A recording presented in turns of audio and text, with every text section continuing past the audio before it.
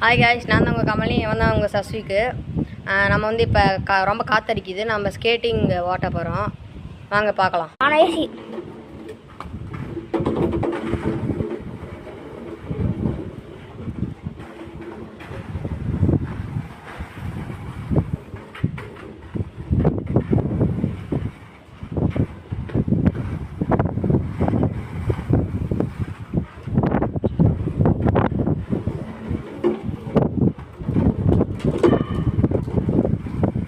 முன்னே எங்கள் அக்கா ஓட்டினாங்க, இப்போ நான் ஓட்ட போகிறேன் பாருங்க.